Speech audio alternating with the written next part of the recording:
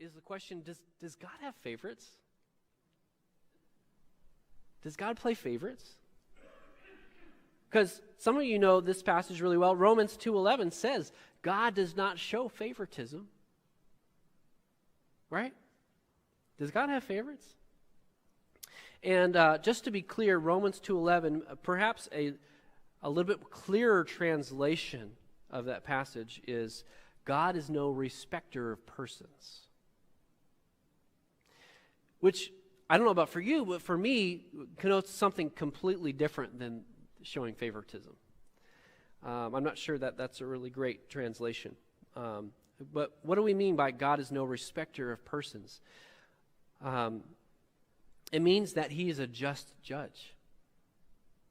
It means that he judges based on outward circumstances, people's behavior, and not on intrinsic merits, i.e., are they rich, powerful, beautiful, etc. He doesn't judge people based on those things, those superficial kinds of things. He judges people based on substance, based on the way that they behave, the way that they live.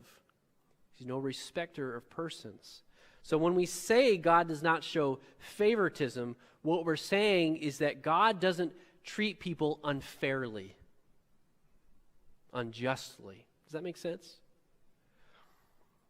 So, does God give favor to some and not others? He might not have favorites according to Romans 2:11, but I think he does give favor. I think that's what we see in our passage today, that he does give favor to some and not to others. But this is because of his grace, not his biases. He is always just and often chooses to act generously to people who are undeserving. Can you be both just and generous? God demonstrates that for us over and over again throughout the Scriptures. Here's a couple of passages that I think are really relevant on this point. Isaiah 61, 1 through 3.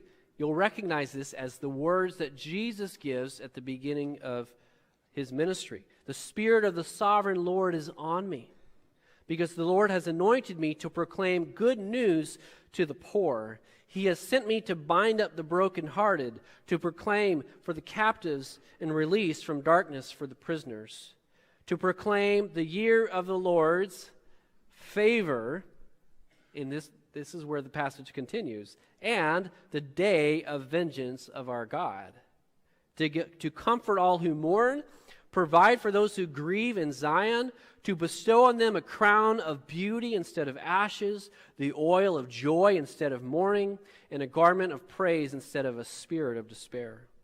They will be called oaks of righteousness, a planting of the Lord for the display of his splendor.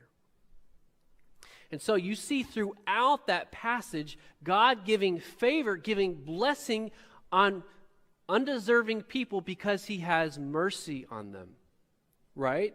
Didn't you hear that over and over again? Good news to the poor, binding up of the brokenhearted, freedom for the captives, release from darkness for the prisoners.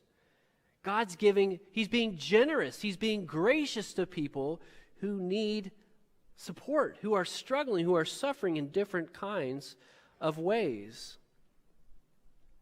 I love how it says the year of the Lord's favor, contrasted with the day of vengeance. Did you notice that? Just speaking to the Lord's generosity, his mercy, his blessing, the abundance of that, and the limited, finite amount of vengeance. The contrast is so stark there, the year of favor versus the day of vengeance. And what's all of this for? The end of the passage says it's for the display of his splendor. Okay? Matthew 20 is another really helpful passage. It's one of Jesus' parables, and it's the one where the owner of the field, he needs workers, and so he goes to find workers in the town square, and he brings some guys to work for him in the morning, and he tells them what he's going to pay them. Remember this one? And that's not enough guys. So he goes back and gets more midday, and they come and he tells them what they're going to earn from their work. And then it's getting towards the end of the day, and they're not going to get it all done. So he's got to go back and get more workers. And this is how it all plays out. He's getting ready to compensate them for their work in verse 9 of Matthew 20. These who were hired last worked only 1 hour, they said. This is the other workers.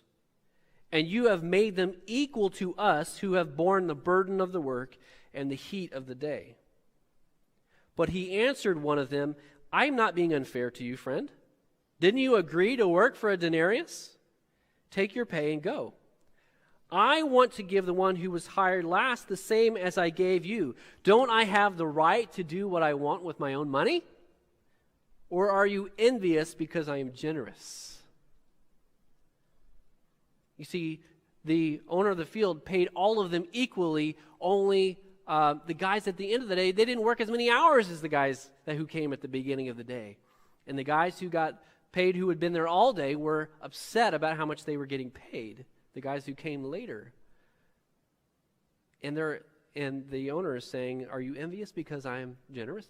God is allowed to give favor. He's not acting unjustly. He's acting generously to those he chooses to. And so, does God have favorites? Well, I think maybe it's a little bit clearer to say he gives favor to those whom he will. He is generous with those whom he will. But he always acts justly at the same time. That's one of the issues that arises today. And again, that Isaiah 61 passage tells us why he's bringing distinction between the Israelites and the Egyptians. It's for what? The display of his splendor. It's so that God will get the praise that he is due.